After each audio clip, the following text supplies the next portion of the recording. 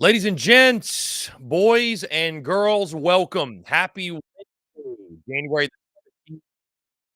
2024. Hope you're all doing well. Chris Phillips here, your host of SEC Unfiltered. Appreciate each and every single one of you tuning in, guys. We have got a jam-packed show for you here on this hump day. And guys, I hope you're staying warm because my goodness, I don't care who you are.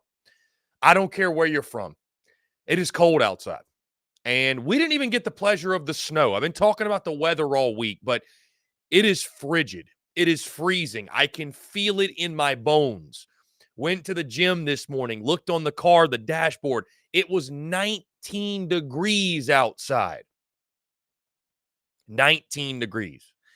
I'm a warm weather guy. I love the warm weather. I love being outside. So I cannot sit here and lie to you all and say I'm a huge fan of what's going on with the weather. Either way, this cold front, it'll come, it'll go. Appreciate you all being here, though, guys. Like I mentioned, got a lot to discuss. Our good friend Chris Marler of Saturday Down South, Saturday Football Uncensored, he is going to kick off the show here in just a second. We're also talking, guys, Caleb Downs. That's the big news of this morning. It's been speculated for a couple of days, couple of weeks, of course, since the Nick Saban retirement. But Alabama defensive back Caleb Downs, freshman All-American, automatically de facto becomes the highest sought player in the transfer portal. I read something this morning. He's going to command like big time money, like quarterback money. He's that type of dude. He has now entered the portal. Where does he end up? Does he end up at Georgia, right? We'll talk more about his recruitment back in high school, the type of season he had, why he's such a prized prospect in the portal, what it means for Alabama, and again, where he may go. Is he a lock to go to Georgia? Is he a Georgia Bulldog? What a pickup that would be. Also, guys, we're talking SEC basketball. Speaking of Alabama, does Nate Oats hate kids? No, I'm kidding. But anyways, Nate Oats shoved a Missouri player. Should there be punishment?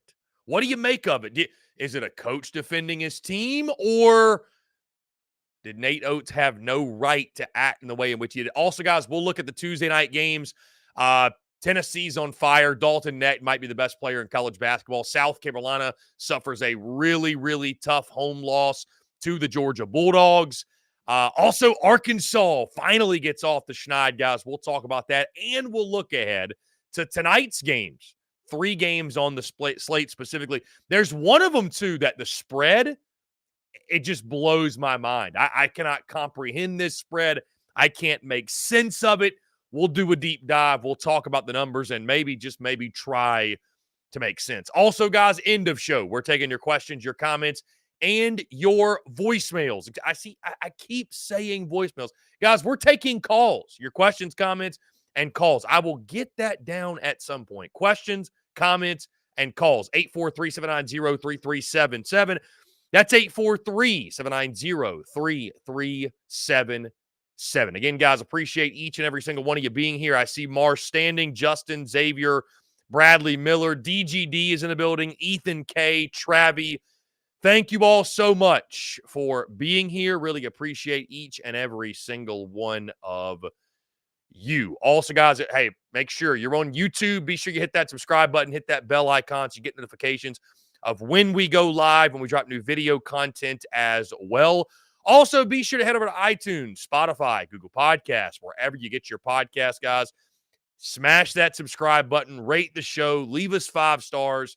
Leave us your feedback, guys. We'd love to hear it. And, of course, across social media, X, Facebook, Instagram, TikTok, you name it, we are there. Content bleeding out of the eyeballs. Really, really good stuff. Blake Queen is in the building as well. Appreciate you all. Also, those on our SEC Unfiltered Discord. Thank you all so much for being here and interacting and engaging, what have you. Got a really fun show planned, guys, again, here on this Hump Day. Guys, by the way, we got Chris Marler today. We have Jake Crane on during the week, each and every single week. Those 2 guys are our weekly guests, right? the guests that we're having on the show right now as well outside of that, guys. We've got some really, really fun, exciting guests. We've got some baseball specific guests, right, with baseball season upcoming. We're going to be doing a deep dive on each and every single SEC ball club. I'm getting from all of these different schools onto the show to talk about their respective ball clubs, if you will, as we preview the SEC baseball season. Got all kinds of great guests jumping on, guys. So really appreciate you all. Really excited for you all to hear those conversations. They are a lot of fun. And yeah, really, truly, man, the beauty's in the banter, the beauty's in those conversations, and can't wait for you all to hear them. Like I mentioned, guys, content bleeding out of the eyeballs. It's been a crazy last, week or so. I guess it was a week today that we found out the news. Nick Saban hanging it up, retiring, the coaching search began. It has been a whirlwind, to say the least, for our good friend Chris Marler of Saturday Down South, Saturday Football Uncensored, a man who once thought he was going to be taking a mental health break and I think got a rude awakening. Chris, what's going on? Did you get any time in on the mental health break? Yeah. Hey, listen, here's the deal, man. Good. You said it's been a week since Saban retired, which means it's been 6 days since you said that nobody wanted the job. So, I mean, it seems like nobody wanted the job, this has been to watch. Did I say that verbatim, that nobody wanted it? I'll pull up the tweet if you want me to. Why does it feel like nobody wants the job? Hey, listen, here's the deal. This is like a Georgia fan's wet dream right now. And it's hilarious to watch because I get it. Like, I fully get it. Like, everyone wants to watch Saban and Bama go down, and they haven't been able to on the field for 17 years. So it has been wild to watch because it's been like we just haven't seen this kind of turnover. We haven't seen this kind of change. It's been the most stable program. And really, if you think about it too, it's a program that has like been the reason why so many other people have had to get new coaches. Like, there's the reason why Clemson fired Tommy Bowden way back in 2008. Auburn's gone through like 5 head coaches in this time or something like that, like, or 3 or 4. I don't know what the total is. Arkansas, same thing. It's been wild to watch, but I just don't feel like the sky is falling. I just don't. So let's get into that, Chris. The whirlwind again that was, Wednesday, Thursday, Friday of last week culminates with Kalen DeBoer being hired. I'm sure, again, you're as close to Bama as any program out there. I'm sure you were not totally well. I'm sure you weren't totally shocked, is what I was going at. That Nick Saban, we knew it was coming. Mm-hmm. It was going to be, I guess, kind of surprising or just, a monumental event, if you will, when it did happen. Take me there. Take me the coaching search. How you feel about Kalen DeBoer? Again, the resume is fantastic. Yeah. I think it's a really good hire. I feel like most people feel that way. Like you mentioned, Georgia fans are having fun with it. There's a lot of other SEC fan bases, but as you like to say, dance very lightly if you're going to dance on the grave. So just thoughts on like where your mind was at over the last, that 72-hour period, if you will, from Saban retiring to DeBoer being hired. So I found out the LSU week in early November, early October that Saban was most likely going to retire. I just kind of thought they would skip once they got to the Rose Bowl and he didn't retire. I was like, well, maybe he'll run it back. And that was not the case. So I was like, it was awkward because I was texting back and forth with Kristen. She was on her way to Florida about, just this and that. And then all of a sudden the news broke and it was like, is your dad retiring? Like, is this going to happen?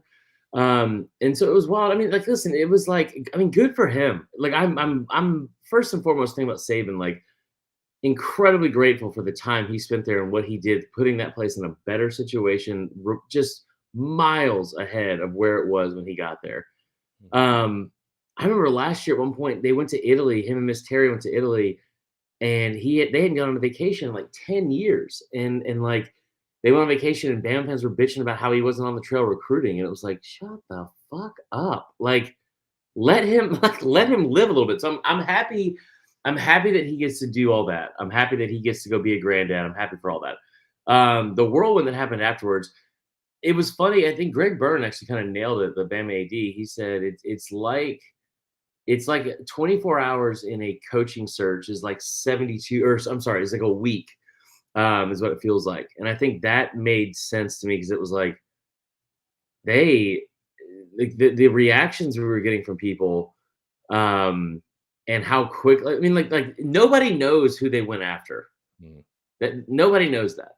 We don't know they went after Lanning. They didn't go after Kiffin. We don't know if they went after Sark. We don't know what number choice Kalen DeBoer was. But if you ask me, I would have gone after Dan Lanning first. And so if you don't get Lanning, but you get the guy that beat him 3 times in 2 years, love that. Love that a lot. And here's the thing, too. People aren't going to want to hear this, and I don't care how it sounds. I hope Caleb DeBoer is the long-term hire, and he's there for forever and has tremendous success because I love the stability of it, and I want Bama to be successful. But if this is what we all kind of assume it was going to be, which is a stopgap hire because you don't want to be the guy replacing the guy, and if it's not going to work because of recruiting or whatever, or if you're on the Washington side of this, you're saying it's a stepping stone guy doing a stepping stone move to go to the NFL, right? And just so you know, Chris, now that we're full go on this and I'm awake from my nap, we can go 25 minutes. We don't have to do the 15 minutes. Okay. I'll say it. The construction is fine. But like the thing with Washington fans was like it's a stepping stone thing. He's going to go to the NFL. This is what he does. Well, if he does that, I just watched him go to Washington and take a team that won 4 games the year before, 7 the combined 2 years before he got there, and go combined 25-3, go 5-0 versus Sark and Lanning, and then get you to a national championship game. It's I guess what's wild to me is watching the what's the best way to put it? The outside noise that's being attached to it. Like he's just Brian Harsin. He's not. Everyone knows that. Anybody with a fucking brain knows he's not Brian Harsin. And I don't know about the recruiting because we haven't seen the recruiting yet. I don't know. But I think they got a really, really good coach. And if he's just a stopgap, give me the X's and O's guys for the 2 years, and then bring through a complete overhaul and start over with the recruiting and stuff like that. Has any of the jubilation surprised you at all? I mean, was it expected? I mean, Auburn fans rolling Toomer's corner, that seemed aggressive. That seemed rather aggressive. I mean, I don't I forgot about that. I mean, like, I'll tell you the funniest part of it is personally was my girlfriend is an Auburn grad and she loves Auburn and hates Alabama. And when all this was happening, I knew that she knew that I was like upset. Like I was going through it that day. The mental health break thing was just, we should have never fucking said it. It's just the thought that I was going to have that break. But it was wild watching Auburn fans because I think the funniest part for me was like the only fan base that should be super happy about this is Georgia. They're the only one that's on Alabama's level remotely. They're the only one that has come close to beating Bama, and they were still 1-5 against Saban. Like I think they have the most to gain from this because they were the closest one at the top of the pecking order. Ole Miss, Lane Kiffin. I haven't seen Lane Kiffin stack seasons, and I don't know how, like maybe ever as a head coach. I mean, LSU. We already know how I feel about LSU stacking seasons. We haven't seen that. I haven't seen them beat Bama in back-to-back seasons in over like 15 years. Maybe that happens at some point. But like Auburn just being the fucking ultimate little brother, rolling Toomer's corner because they're so glad because in the same breath, they're so glad that their fucking daddy left, Nick Saban being 12-5 against this program. They're so glad that he left, but at the same time want to always tell you, oh, he never beat a 9-win Auburn team. We had the most wins against them. We had 5 wins against them in 17 years. And it's like, you can't be both. But with Auburn, it's always going to be both. It's always going to be, we fought until the end. We did our best. I'm so proud of them boys. It's fucking sportsmanship is gross.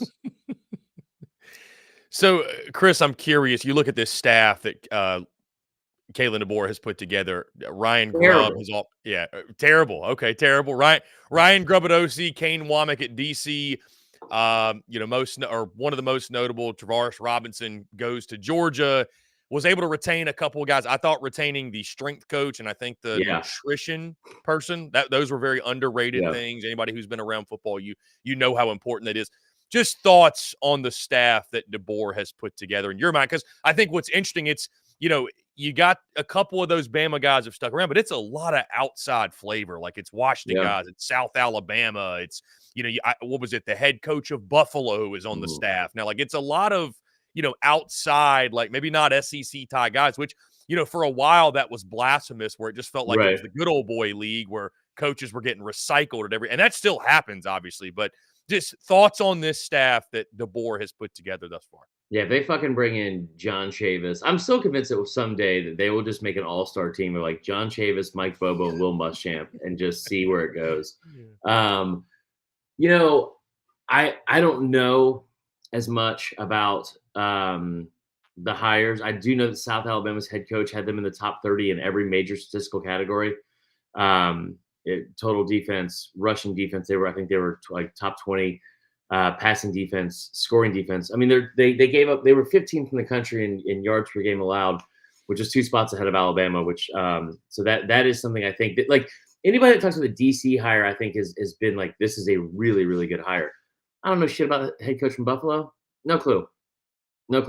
I mean, maybe Travaris Robinson probably would have been a better hire, I would think, at the DC. I think that's fair to say.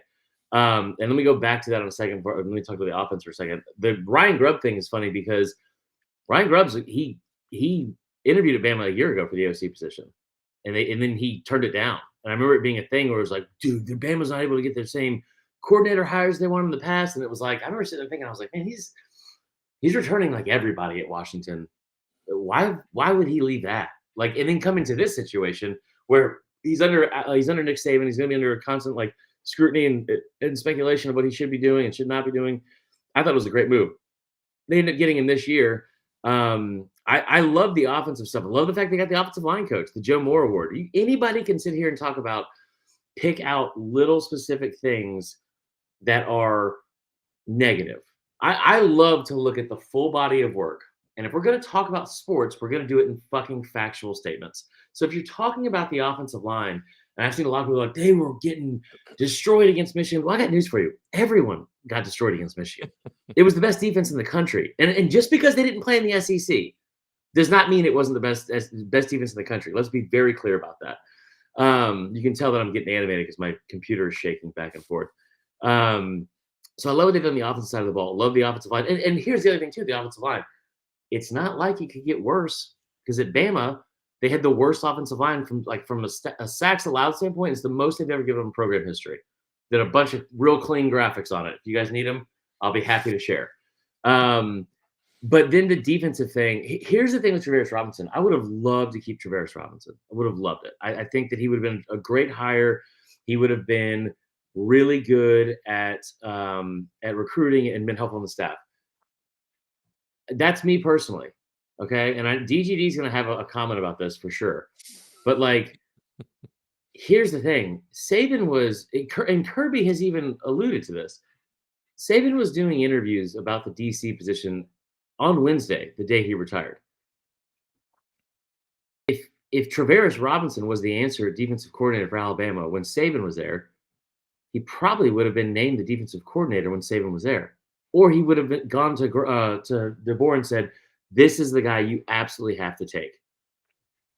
And in either way, I still think it's a better move for Travaris Robinson. Go be under this umbrella. This is not a negative thing about Georgia, but like go be under this umbrella of that defense is going to be stacked with elite talent no matter what. That defense is going to be under the thing, like under the puppet master of Kirby Smart no matter what. And you got Will Muschamp, and you got Glenn Schumann. You got all these people to help with you. That is the best group project defense you will ever see in college football, and it's going to get him a head coaching job. So I think it's a great move.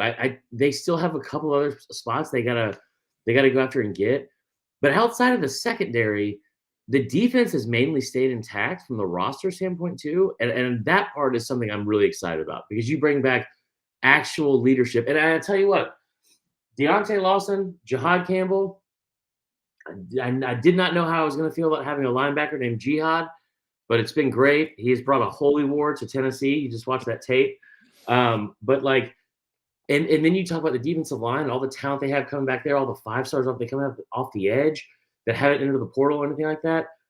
I love the mentality that some of the senior leadership has had. It sucks to lose Caleb Downs, but I love Malachi Moore coming out with that video when he said he's coming back, saying if they ain't in crimson, fuck them. And that's the kind of attitude you have to take going into next year, because now you get a chance to have this massive chip on your shoulder for Alabama for the first time in like 20 years. And that's something I feel like I'm excited about.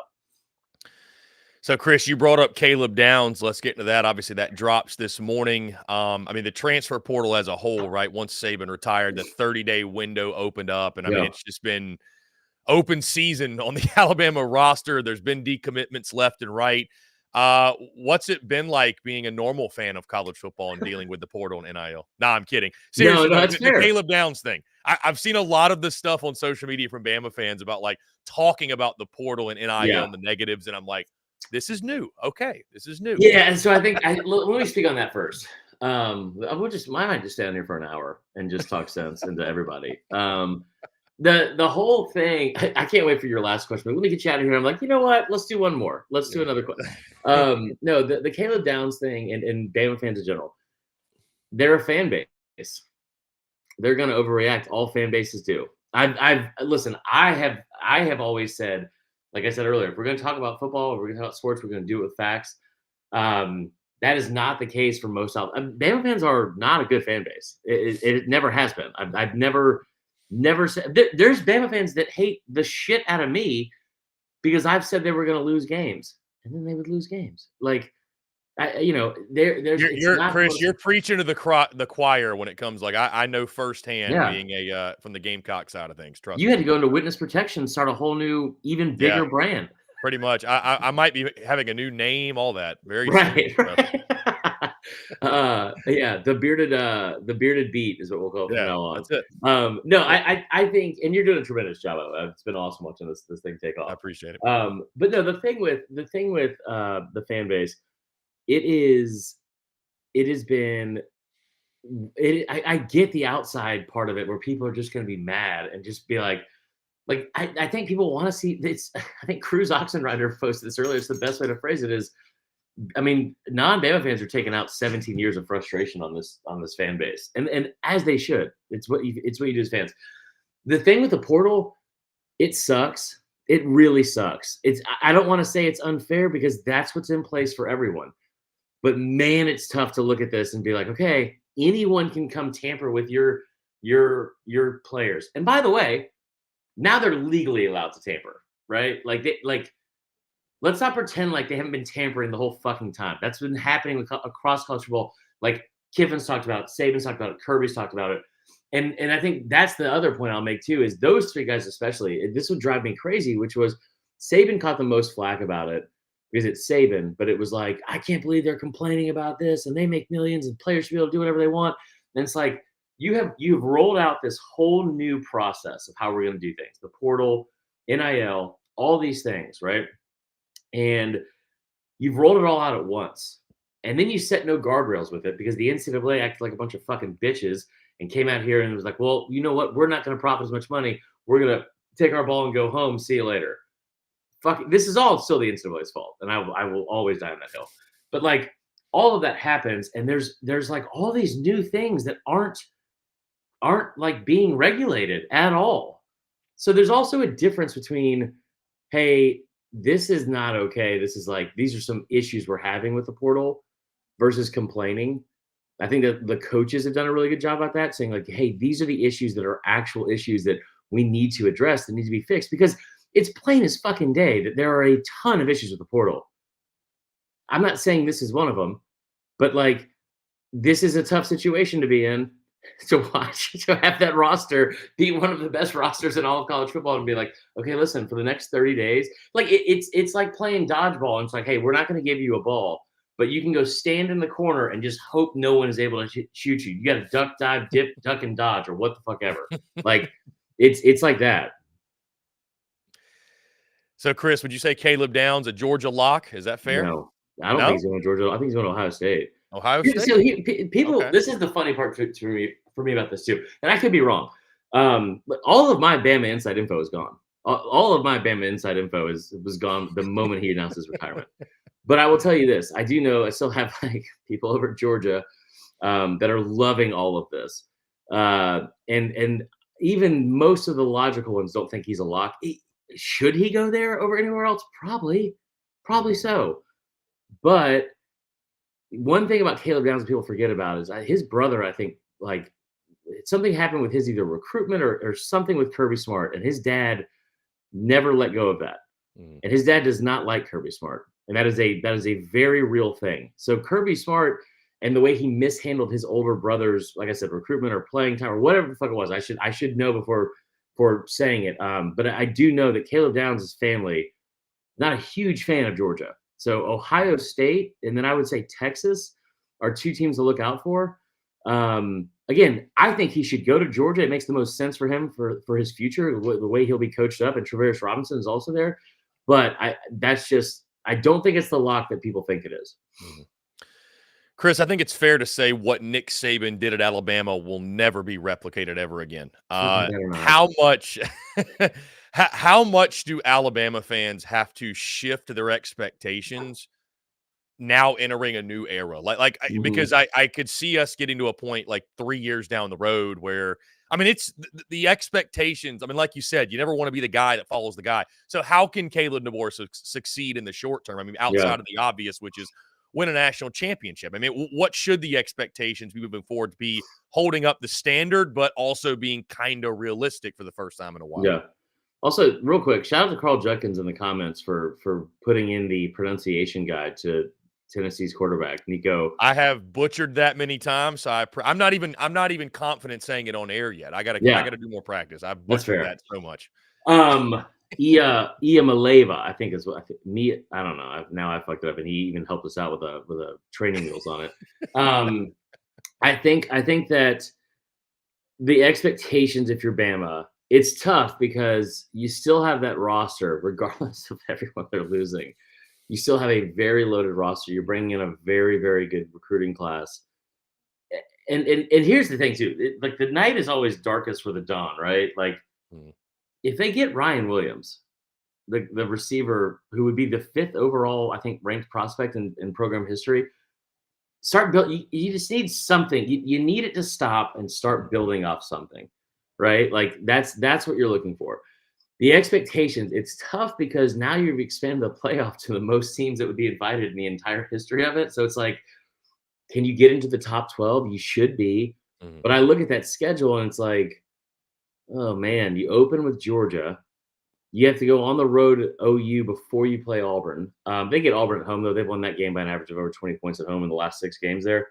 I think the one that I think is a loss more than any of them, Chris, is that, like, because Vegas already updated the line last week about the Georgia game. Have you seen this for Georgia Bama? I have not.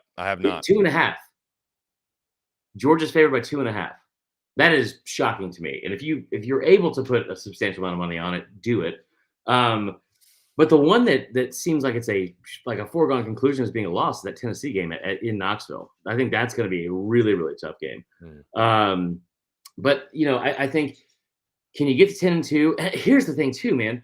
Can you get to 10 wins and avoid Atlanta? I think you need to avoid getting to Atlanta unless you're playing Georgia, because that's a fucking lock to win that game. But if you can avoid Atlanta and sneak into like a 10, 11, 12 seed type thing, and I think that would go a long way, because this SEC championship game in the next couple of years is going to really, really be devalued in the way the playoff system is set up. So I think that is what, like, the expectations, like, I don't know if they're going to be able to shift the expectations. Maybe I'm just too logical. It makes too much sense to me to not shift the expectations. Like, I said it the other day on your Instagram, like, no one thinks this guy's going to be Nick Saban. No one thinks that. Should you win 10 games? Like, the only thing that I think he has set himself up poorly with is his previous success. He's had so much success at Washington in this early year. In his initial years, I think that's what should be the expectation. He won 11 years in season 1 at Washington. That wasn't in the SEC, but he got him to a natty in year 2 and a 14-0 season. I think the expectation still needs to be getting to the playoff. It doesn't necessarily need to be winning a national championship every year, but if you've got 12 teams, you should still be Alabama and still be able to try to get to the playoff every year. That is going to be something. If they're competing for a spot in his first year, that's fine. By year 2, he needs to be in the playoff. Chris, let's move to SEC basketball. Does Nate Ugh. Oats hate kids? Absolutely should have been called for a penalty last night about that. I think my favorite part was watching Bama fans and it like them. I saw multiple people saying like, I can't believe there shouldn't have been a flag on this. I'm like, well, there's no flags at all in college basketball, so that's nice. But watching Auburn fans, that was my favorite part because he shouldn't have done it. Nate Oats is not a likable person, I think, to anybody outside of Tuscaloosa, and I totally understand why. But I also will say that he shouldn't have put his hands on another player. I don't know what was going on. That game got chippy real fast, and there was multiple technicals called in the second half. You know, love him or hate him, I think. Fuck it, hold on. I'll just say this. I drafted this last night and didn't say it, but now that we're on SEC Unfiltered, I feel like I can say it. Perfect spot. That whole thing about Auburn fans getting mad about Nate Oats pushing another player. Auburn fans, they want to be mad because a coach shoved a player away from his bench, but don't want to be mad about the fact their head football coach made a middle school child undress in front of them. So maybe that's what Hugh Freeze should have done. I don't know. There you go. You'll get a kick out of this too, Marler, for the first time, right? I've obviously been in plenty of riffs with Gamecock Nation previously, but got my first ever riff with Auburn folks this week. How was it? It was fun. It was fun. Honestly, man, Gamecock Nation has prepared me for anything and everything I feel like that any other SEC fan base can throw at me. Now, I say that, and I'm sure that I'll be proven wrong, but man, I'll be surprised if I'm proven wrong. But either way, it was fun. It was fun. Auburn fans are passionate. What was funny, though, and I learned a lesson here. I'll take partly some blame. We dropped these SEC power rankings. They're my SEC power rankings. Yeah. We're obviously adding contributors. So someone else, a contributor, wrote an article saying, hey, Auburn's not the best team in the SEC. I had them number 1 in my power rankings. Just said, hey, they've been crushing 9 straight double-digit wins. Why not? We'll give them the boost. So there was some confusion there. So that was on me, but it was funny to watch. It was a day in which, like, half of the fan base was like, yeah, and then half the fan base was like, I'm never interacting with this account ever. The whole thing with Auburn fans is that they genuinely have this idea that they have a better moral compass and value system than anyone else, and it's the wildest fucking thing to watch because I think they're the best fans in the SEC. I think they might be the best fans in the country, and that's not just because I'm dating one, but because they are. You cannot hold Auburn fans down. Remember the movie The Hangover? I do, yes. Okay, there's a line from The Hangover I always use when I talk about Auburn fans, and it's the line where Ed Helms, the guy who's missing the tooth, Andy from The Office, looks at Zach Galifianakis and he says something, and he goes, "Thank you," and he goes, "You are literally too stupid to insult." That is how I feel about Auburn fans, and I mean it in the best way. Like they are, you cannot say anything that's going to bring them down. You lost 4th and 31. How did you guys even get into 4th and 31 against a 6-loss team? Like it is, they will spin everything into a positive, and it's something that's very admirable about that program. Chris Marler, Saturday Down South, Saturday Football Uncensored. Chris, are you a baseball guy at all? I know you played, obviously, but like when it comes to following SEC baseball, all I was going to say, hey, Bama preseason ranked top 20. So are they? Nice. Might make some noise. Baseball. Might make some noise. So I know I will watch SEC it's tough to baseball. follow. It's a lot. Oh, my bad. I watch SEC baseball. I love watching Wake Forest last year. I don't give a shit about Alabama baseball because they didn't recruit me. So hey, fair enough. I get that. Chris, always a pleasure, my friend. I appreciate you, and we'll do it again next week. Sounds good, brother. Yeah, man. Talk soon. Guys, Chris Marler, Saturday Down South, Saturday Football Uncensored. What a legend he is. Always an electric conversation. Appreciate him bringing the heat. Yes, Carl, we know that Tennessee is ranked in the top 10 preseason, and I think it was Carl earlier in the show. Yeah, dropping the hair. I'm going to try one more time. Ia Ma Leva. Ia Ma Leva. Am I getting it? No? Is it Ia Ma Leva? Even with the pronunciation, God, I get it's Nico, all right? It's Nico. Guys, we're going to jump into a quick break on the other side. Caleb Downs is expected to enter the transfer portal, the great Alabama defensive back. What does it mean? Where might he go? All that and more on the other side of this break. You're tuned in to SEC Unfiltered live. Yo, you think Dallas' Power 4 gonna drop 30 tomorrow? Boy, you tripping. Did you see his mom made a post about going to the game? What? Hold up. His mama gonna be there? He's been averaging like 34 points a game when she's there. At least 40 when she be on that Jumbotron. He don't like to let his mama down. Pick more, pick less. It's that easy. Cash in on your sports fandom with Prize Picks.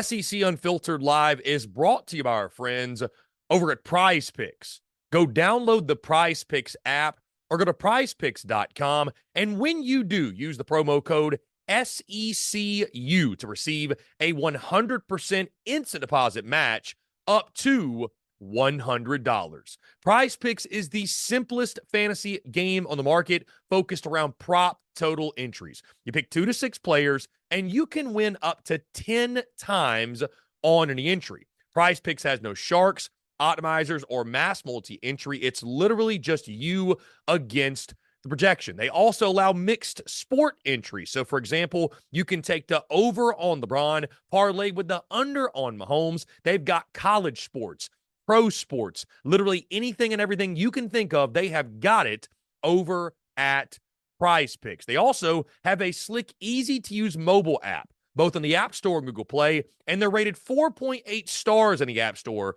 with rave reviews. So many fans and listeners of SEC Unfiltered have made tons of money with our friends at Prize Picks, and you should as well. So again, go download the Prize Picks app or head over to prizepicks.com, and when you do, use that promo code SECU to receive a 100% instant deposit match up to $100.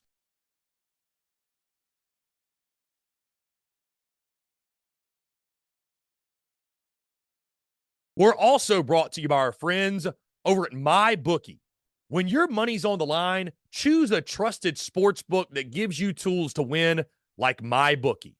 At MyBookie, it doesn't matter if your team is up or down. You can easily cash out or bet the game live to come out on the winning side. Use MyBookie for daily odds boosts, same-game parlays, and take advantage of huge prize pool contests. Every single sack, fumble, and touchdown is another chance to hit payday. To get started, go to mybookie.ag, and on your first deposit, use promo code SECU to grab a deposit match up to $1,000. Try the MyBookie money bag as well to grab a potential Super Bowl frontrunner at long shot odds, plus 38,000 on the Eagles and Chiefs. You won't find odds like that anywhere else.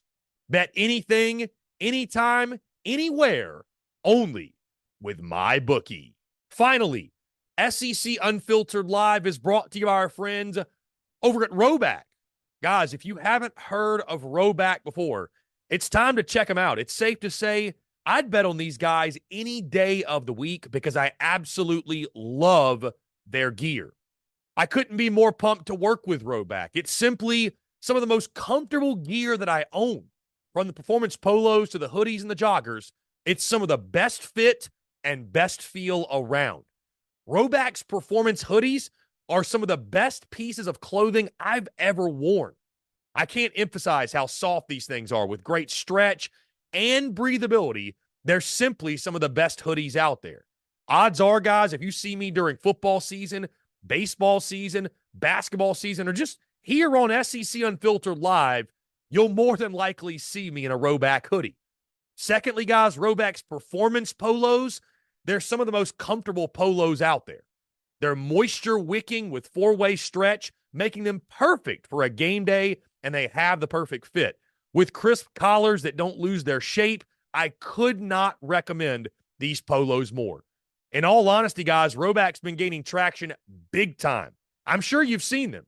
They've been working with some of college football's biggest stars, such as Alabama's quarterback Jalen Milroe and former LSU head coach Ed Orgeron.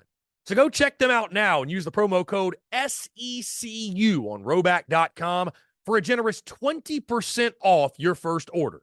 That's spelled RHOBACK.com.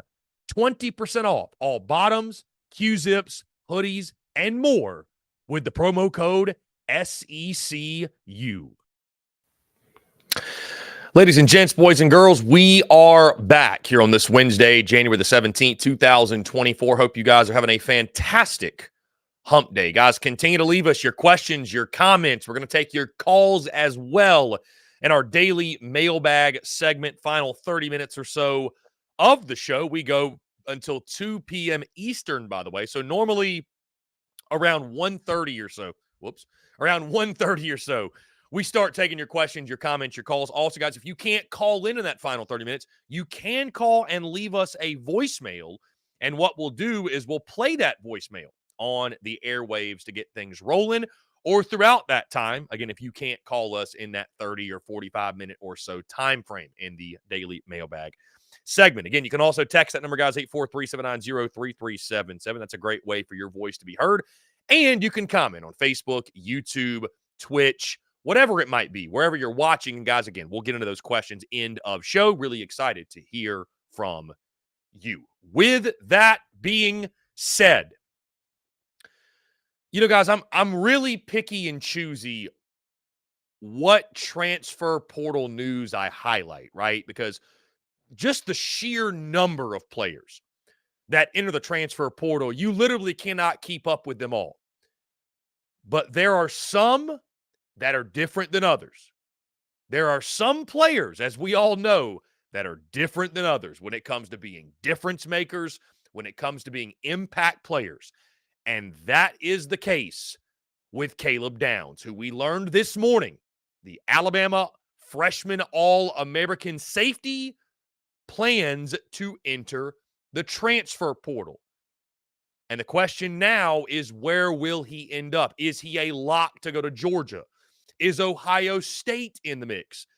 Could maybe Texas sneak in and land him? And guys, when you look at Caleb Downs, a former 5-star prospect, was number one across the board, was Mr. All Everything from the state of Georgia.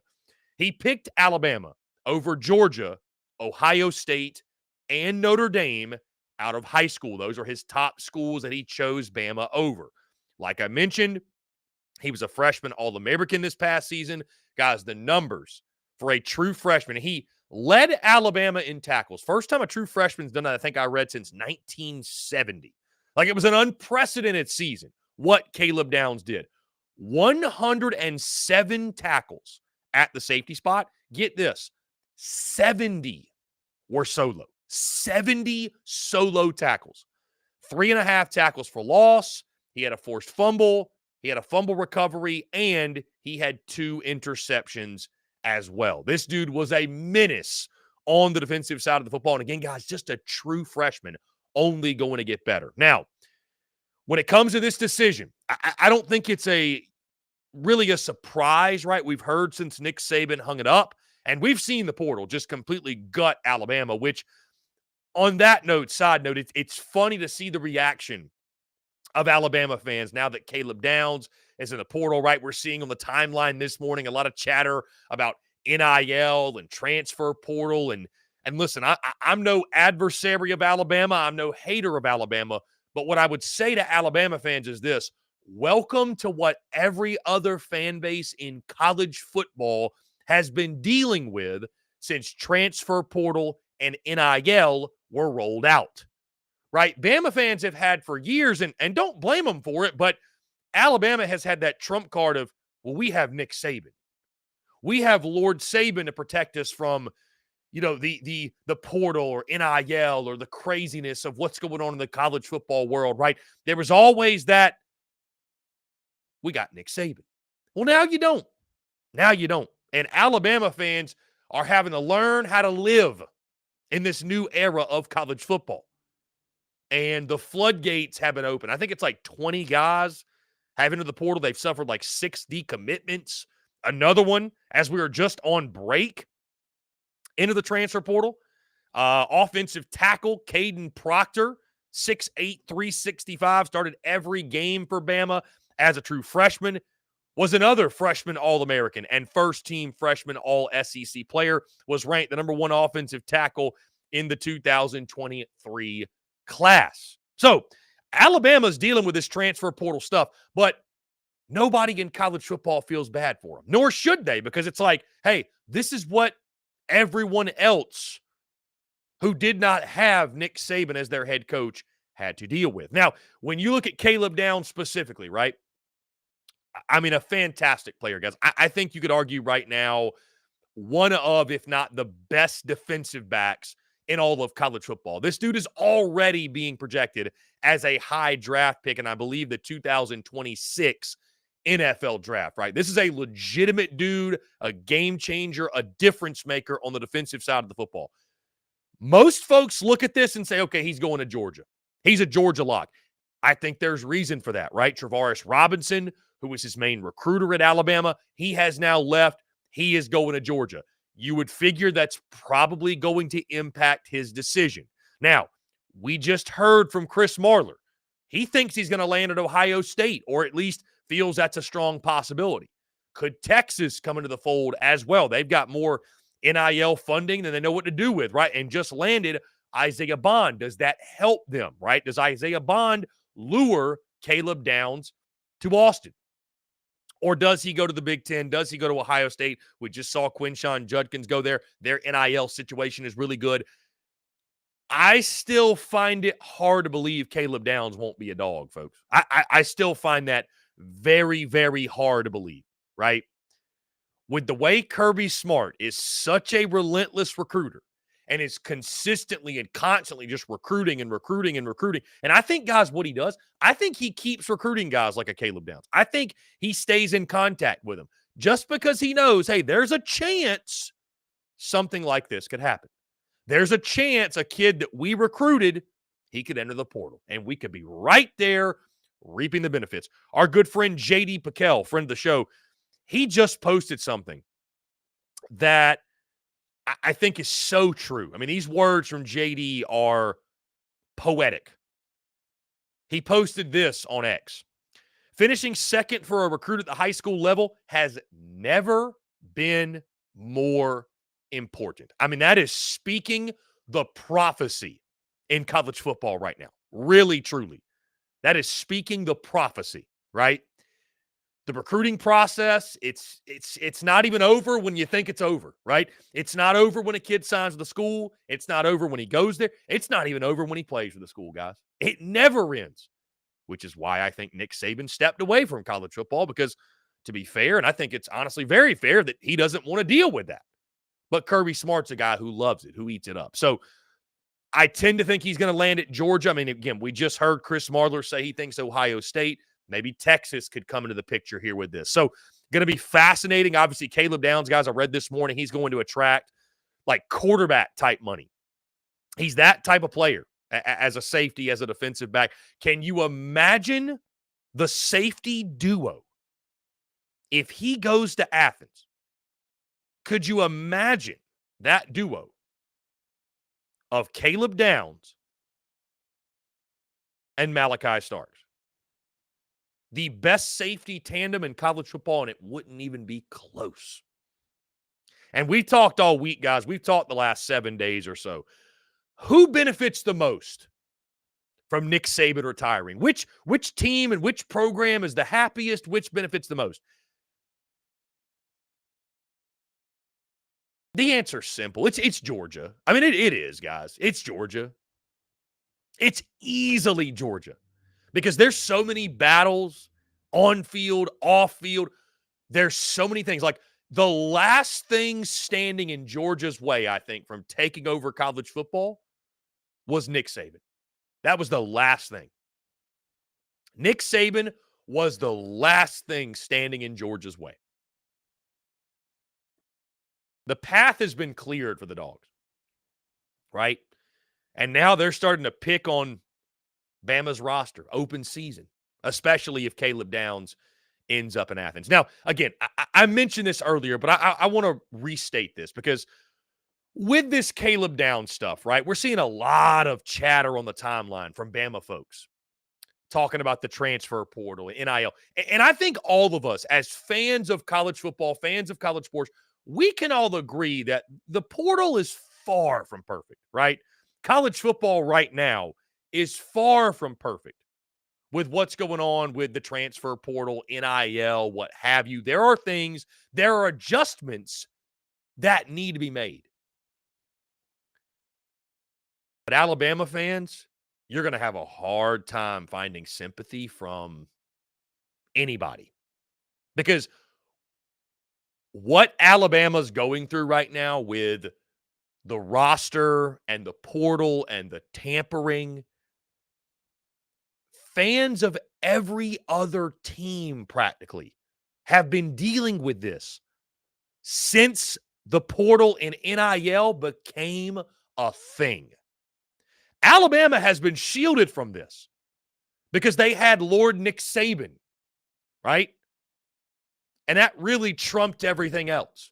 They didn't have to worry about kids entering the portal left and right and coaches poaching their roster because they had Nick Saban, the greatest of all time. That is no longer the case. Welcome to the real world of being a college football fan. A reality that Alabama folks having a tough time getting accustomed to. Now, will it course correct, right? I think Alabama's going to be just fine, right? They've still got one of the most talented rosters in college football. And again, like I mentioned earlier, guys, I'm not a hater of Bama in any type of way. But it's just the harsh reality that Alabama fans have got to realize. This is a new era. This is a new day. This is not the Nick Saban-led Alabama Crimson Tide anymore. There is as much uncertainty in the future for Alabama football as there has been in quite some time. And that's reflected by the latest. Caleb Downs. Is he a lock to be a dog? Will he end up at Ohio State, end up at Texas? We shall see. Guys, that being said, we're going to jump into a quick break. On the other side, we're talking some SEC basketball. We're first going to look back on what happened last night. Some great games, by the way. But Nate Oats, just a guy defending his team, defending his players, or should the SEC take action and suspend the Alabama head coach? Guys, all that and more on the other side of this break. You're tuned in to SEC Unfiltered live. Yo, you think Dallas' Power 4 gonna drop 30 tomorrow? Boy, you tripping. Did you see his mom made a post about going to the game? What? Hold up. His mama gonna be there? He's been averaging like 34 points a game when she's there. At least 40 when she be on that Jumbotron. He don't like to let his mama down. Pick more, pick less. It's that easy. Cash in on your sports fandom with Prize Picks. SEC Unfiltered Live is brought to you by our friends over at Prize Picks. Go download the Prize Picks app or go to prizepicks.com. And when you do, use the promo code SECU to receive a 100% instant deposit match up to $100. Prize Picks is the simplest fantasy game on the market, focused around prop total entries. You pick 2 to 6 players, and you can win up to 10 times on any entry. Prize Picks has no sharks, optimizers, or mass multi-entry. It's literally just you against the projection. They also allow mixed sport entries. So, for example, you can take the over on LeBron, parlay with the under on Mahomes. They've got college sports, pro sports, literally anything and everything you can think of. They have got it over at Prize Picks. They also have a slick, easy-to-use mobile app, both in the App Store and Google Play, and they're rated 4.8 stars in the App Store with rave reviews. So many fans and listeners of SEC Unfiltered have made tons of money with our friends at Prize Picks, and you should as well. So again, go download the Prize Picks app or head over to prizepicks.com, and when you do, use that promo code SECU to receive a 100% instant deposit match up to $100.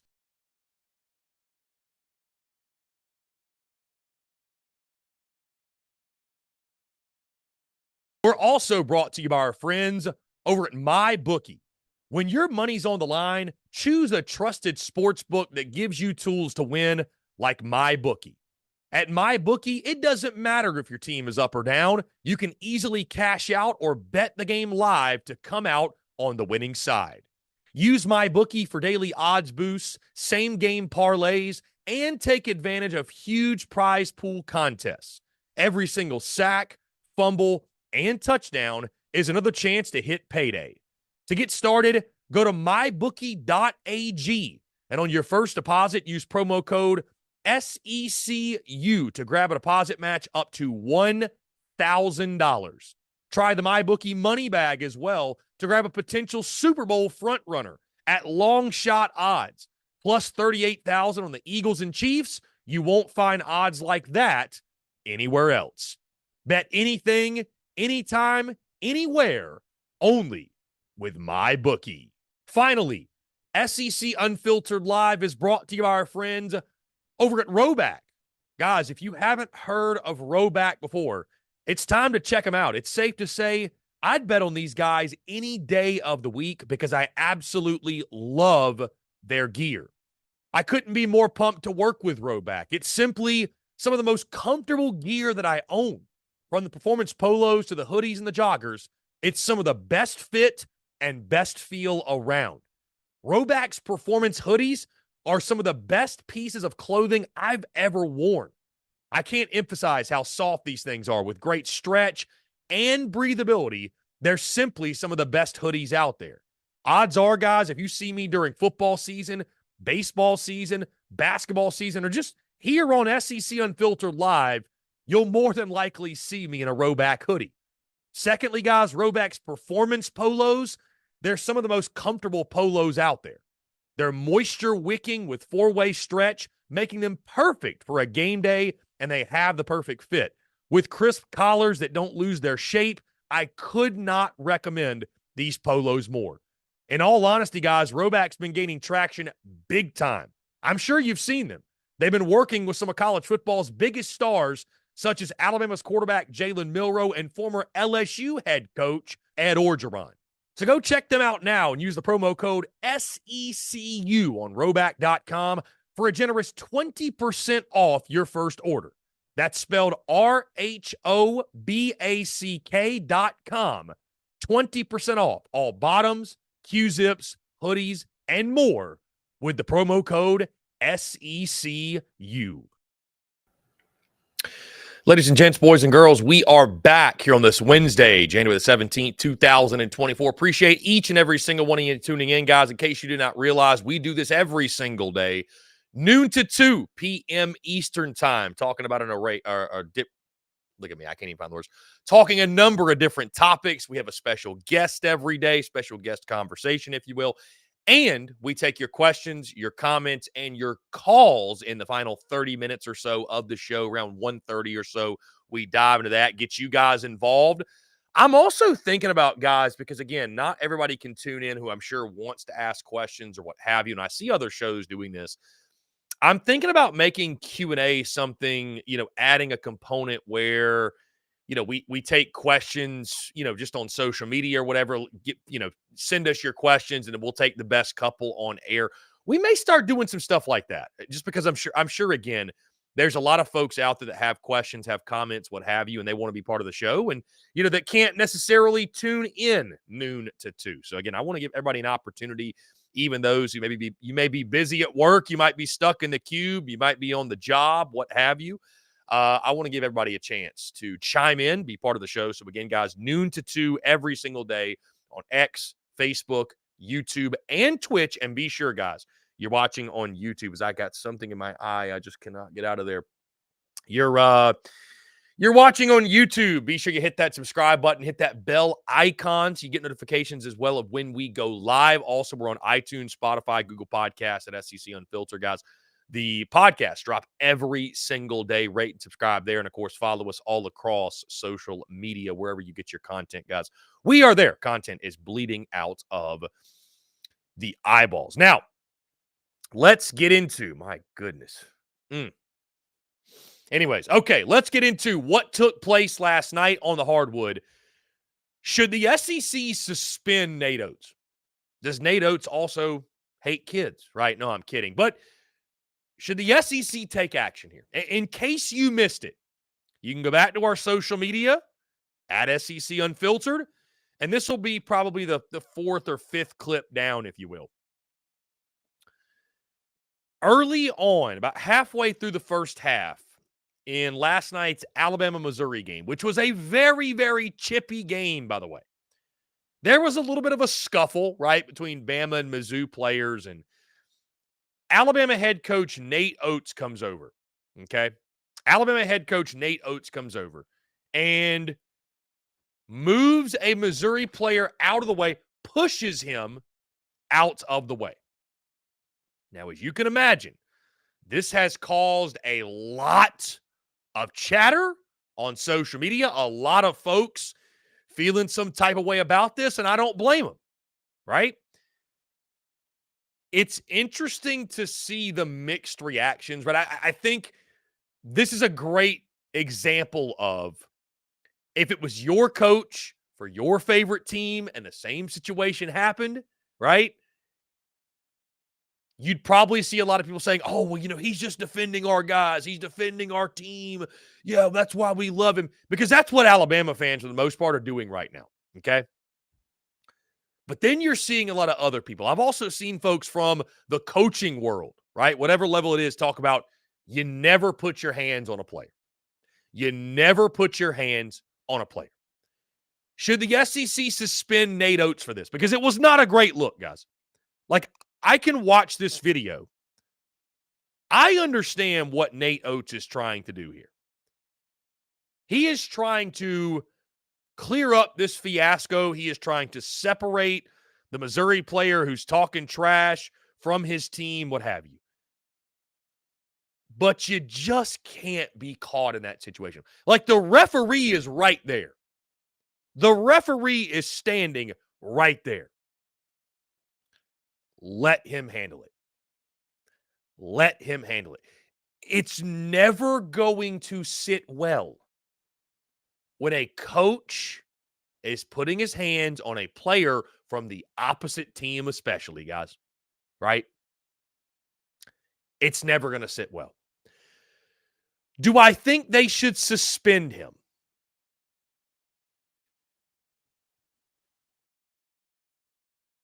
I think a game could work. I don't think this is something where you should suspend Nate Oats for the entire season. But you know what else? This really just Nate Oats is already. I have no reason to dislike Nate Oats. I don't necessarily dislike him, but he's so easily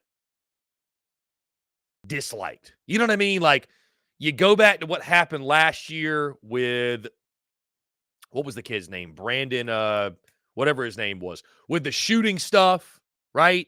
All the off-court madness that happened last year. You listen to this guy, the way he talks, then you see something like this. It's very easy to not like Nate Oats. So I think a game suspension could help. I think it could work. I don't think he should be suspended for like the entire year or anything, but you cannot put your hands on a player from the opposing team. You can't do it. You can't do it, man. It's more about, honestly, it's just a terrible look. It's a terrible, terrible look for Nate Oats. A guy that, I think folks already have their own reasons to not necessarily look upon this guy favorably, right? I think, people already feel some type of way about him. And then so to have something like this happen, not a great look for Nate Oats. So, again, Bama gets the win, by the way, as we actually talk about basketball. They got the big win, 93-75. I mean, we thought they would. Mizzou not all that great. Alabama, fantastic offensive performance. But I wonder what the SEC will do with Nate Oats. I wonder. Because, again, you just can't put your hands on a player, man. You can't do it. You got to control. Let the referees handle it. In your position, it's not going to end well when you do that. It's just not going to end well. So, that being said, guys, looking back on that, all of the rest of the action, like I mentioned, guys, Bama gets a big 93-75 win over Missouri. Again, a game that was really, really chippy. all throughout. You look at this game, guys, what's interesting, Mark Sears he's held to 9 points in this game.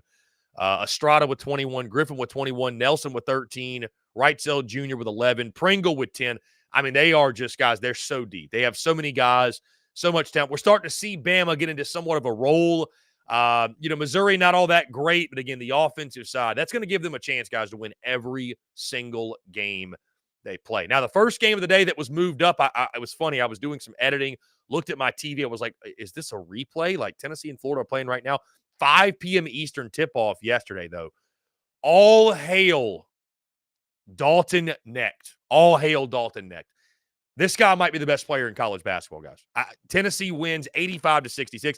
I thought Florida would keep this thing close. I really, really did. But Tennessee, on the home floor, Dalton Knecht, guys, 39 points in this game. 39 points. He shot 57% from the field. He was 4 of 6 from three-land and 9 for 9 at the charity stripe. 39 points. Also 8 rebounds, which Rick Barnes, in case you missed the clip, made the joke after the game. Hey, congratulations to Dalton. He had 8 rebounds. And I think I saw something. It's the first time, I think it's the most points. He has the most points scored over a 3-game period, I think, in Tennessee history now, if I recall correctly. So Dalton Knecht is fantastic. All of a sudden has just turned into a lethal threat, the leader of Tennessee basketball. Adu also had 19 points, by the way. Ziegler was 7. But it was the Dalton Knecht show. I mean, it was the Dalton Knecht show for sure. Incredible performance by this dude. There is nobody hotter in college basketball right now than Dalton Knecht at Tennessee. What he's doing is absolutely incredible. Guys, Georgia gets a big road win over South Carolina, 74-69, guys. Gamecocks were a 6.5-point favorite in this game. 6.5-point favorite on the home floor. That's a tough loss for South Carolina, guys. That's a really, really tough loss for Lamont Paris's team. Now, I know Gamecock fans, they're going to point and they're going to talk about the referees. And, I mean, I saw it and heard it all on social media about the referees jobbing South Carolina. And it was the Gamecocks versus Georgia and the refs. Guys, here's a crazy stat for you. You ready? Georgia's win over South Carolina at Colonial Life Arena. That was the first time since 2016 Georgia won in Columbia. 2,875 days. That is insane. I mean, South Carolina has owned Georgia basketball over the last couple of years, right? And I know, again, South Carolina fans will point to the refs. There was a flagrant foul that was called on Michi Johnson that was questionable, to say the least. But, guys, death taxes in South Carolina men's basketball not being able to make free throws. 15 missed free throws in a 5-point loss. Hindsight is 20/20, and I almost feel like at times we can harp on it too much, but it's just hard not to harp on those things. When you go back and you look and you lost by 5, you missed 15 free throws. That game you could have not only won but covered had you just made your free throws. On the Georgia side of things, guys, what a win for Georgia, man. I mean, that was huge after, you really miss a big-time opportunity against Tennessee over the weekend. You had them down on your home floor. You go into Columbia as nearly a touchdown underdog, if you will. You see what I did there? But you go into Columbia 6.5-point underdogs and just pull off the straight-up upset. I mean, I thought for Georgia, it wasn't anything crazy. It wasn't flashy. They shot 38% from the field, 23% for 3. Guys, this really was a free-throw game, though. I mean, you look at South Carolina again, 17 of 32. Georgia, 25 of 32. They made 8 more free throws. They won the game by 5. Like that, it's wild to think about that can make that big of a difference in a ball game, but it really did in this one.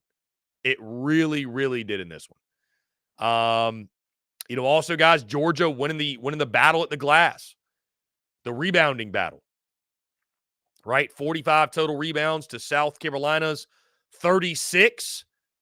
Second chance points were huge for Georgia, 18 offensive rebounds. They were able to secure 27 defensive, but a lot of second chance points for Georgia. And I think what this probably does for South Carolina, Lamont Paris, there's a lot of ball to be played. Does this somewhat reset the expectations, though, for people? And here's the thing. For South Carolina, here's the thing. Not making the NCAA tournament should not be viewed as a failure. It just shouldn't. That would have been an incredible season. It still could happen. Don't get me wrong. That was a really brutal loss last night. But an NIT appearance in year 2 of Lamont Paris, I think most folks agreed this is a team that was picked to finish dead last. An NIT appearance would be a great step in year 2 of Lamont Paris. That logic still applies, in my opinion, despite the start for South Carolina. So I know Gamecock fans don't want to hear that after a really tough L, but I do think the season can still be successful. But guys, in a league like this, teams are beating up on each other. You know, games like this can happen. And again, what a win for Georgia. Really, we got to give Georgia a lot of credit for that victory, going on the road, winning straight up. And guys, how about Arkansas finally getting off the schneid? I looked at this game yesterday, guys, and I felt like, you know what? Arkansas at Bud Walton Arena, man. I know Texas A&M just pulled off the upset against Kentucky, but Arkansas at Bud Walton Arena, you never know. But I couldn't do it. I couldn't bring myself to pick Arkansas just because of what we had seen to this point. Hogs get a massive W, 78-77 over Texas A&M. Guys, how about this? Wade Taylor for Texas A&M, 41 points in this game. 41 points. Mark for Arkansas had 35 of his own. Ellis with 15, Brazil with 8, Davenport with 8, Davis with 7. Arkansas makes that last-second buzzer beater practically shot to win the ball game. I mean, it don't matter how it happened, right? For Eric Musselman's team, for a team that was desperately looking for a W, this was one you had to have. And now I wonder, does this spark Arkansas? Can they use this and go on a run? Their next game, Saturday at Bud Walton Arena against South Carolina. So that's going to be a really interesting contest, right? That's going to be a really interesting contest that could send each of those teams in this season maybe in different directions. No matter the result, right? Could send them in opposite directions. But for an Arkansas team that had struggled, looked like they were dead in the water, you felt like there's too much talent with this group not to wake up at some point. And finally at Bud Walton Arena last night, the Hogs show signs of life. Guys, we're going to jump into a quick break on the other side. Really quickly, we'll run through tonight's slate of games, some really interesting games. And there's one spread, guys, makes no sense to me. All that and more on the side of this break. You're tuned in to SEC Unfiltered Live. Yo, you think Dallas' Power 4 gonna drop 30 tomorrow? Why you tripping? Did you see his mom made a post about going to the game? What? Hold up. His mama gonna be there? He's been averaging like 34 points a game when she's there. At least 40 when she be on that Jumbotron. He don't like to let his mama down. Pick more, pick less. It's that easy. Cash in on your sports fandom with Prize Picks. SEC Unfiltered Live is brought to you by our friends over at Prize Picks. Go download the Prize Picks app or go to prizepicks.com. And when you do, use the promo code SECU to receive a 100% instant deposit match up to $100. Prize Picks is the simplest fantasy game on the market, focused around prop total entries. You pick 2 to 6 players, and you can win up to 10 times on any entry. Prize Picks has no sharks, optimizers, or mass multi-entry. It's literally just you against the projection. They also allow mixed sport entries. So, for example, you can take the over on LeBron, parlay with the under on Mahomes. They've got college sports, pro sports, literally anything and everything you can think of, they have got it over at Prize Picks. They also have a slick, easy-to-use mobile app, both on the App Store and Google Play, and they're rated 4.8 stars in the App Store with rave reviews. So many fans and listeners of SEC Unfiltered have made tons of money with our friends at Prize Picks,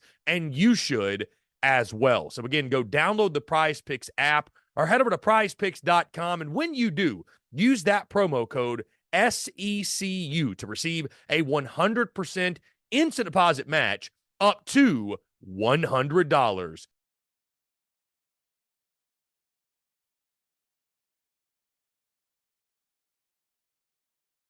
We're also brought to you by our friends over at MyBookie. When your money's on the line, choose a trusted sports book that gives you tools to win, like MyBookie. At MyBookie, it doesn't matter if your team is up or down. You can easily cash out or bet the game live to come out on the winning side. Use MyBookie for daily odds boosts, same-game parlays, and take advantage of huge prize pool contests. Every single sack, fumble, and touchdown is another chance to hit payday. To get started, go to mybookie.ag, and on your first deposit, use promo code SECU to grab a deposit match up to $1,000. Try the MyBookie money bag as well to grab a potential Super Bowl frontrunner at long shot odds, plus 38,000 on the Eagles and Chiefs. You won't find odds like that anywhere else. Bet anything, anytime, anywhere, only with MyBookie. Finally, SEC Unfiltered Live is brought to you by our friends over at Roback. Guys, if you haven't heard of Roback before, it's time to check them out. It's safe to say I'd bet on these guys any day of the week because I absolutely love their gear. I couldn't be more pumped to work with Roback. It's simply some of the most comfortable gear that I own.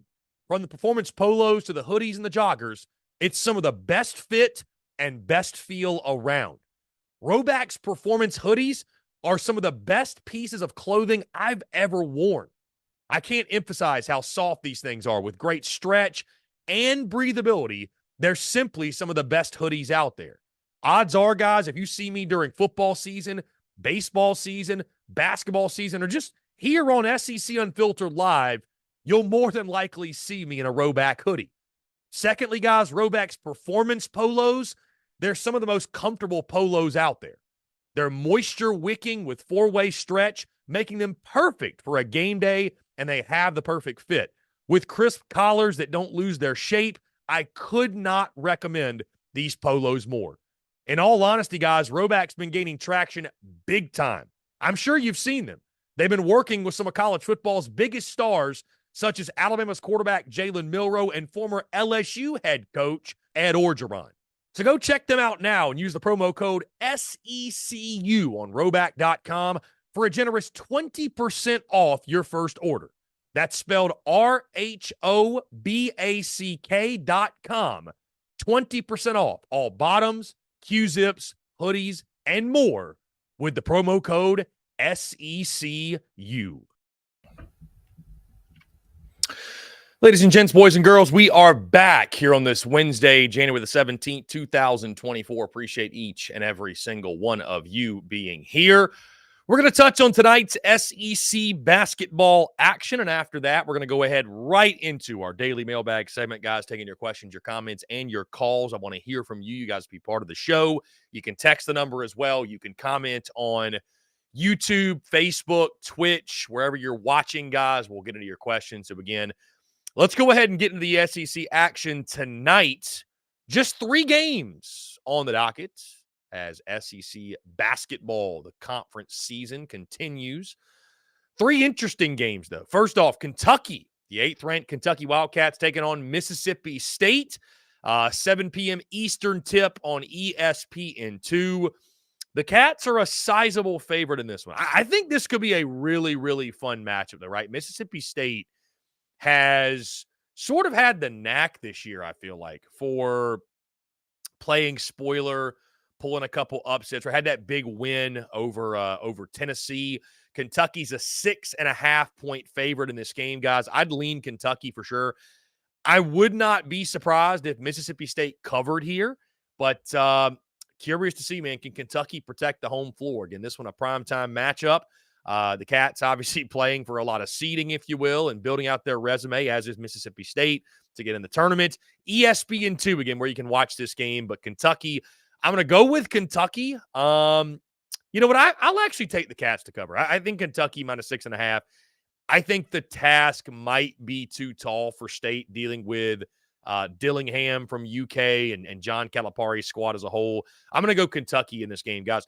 I'm going to skip to the 9 o'clock game because I want to come back and save for last the LSU Ole Miss game. The 9 o'clock game, Auburn goes on the road. Nobody hotter in the SEC than Auburn. They go on the road to Nashville to take on the Vanderbilt Commodores at Memorial Gymnasium.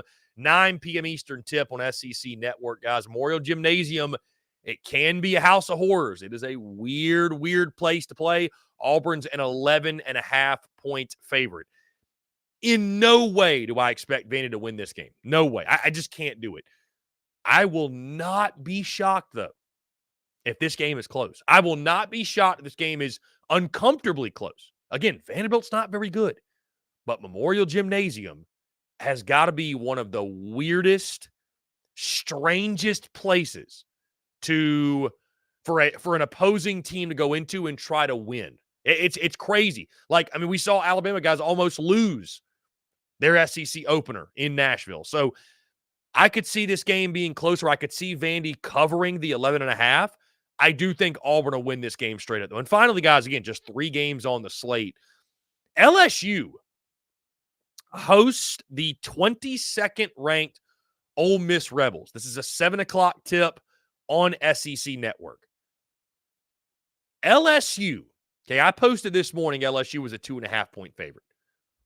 Went back and checked this again. And let me refresh just to get the latest odds here, okay? Just to get the latest odds. Because I am confused. I am not understanding. LSU, guys, opened as a 1.5-point favorite. The Bayou Bengals are now a 3.5-point favorite. Ole Miss enters this game 15-1.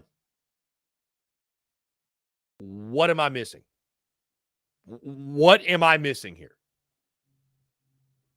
Like, this is a line right here, guys, from a gambling perspective.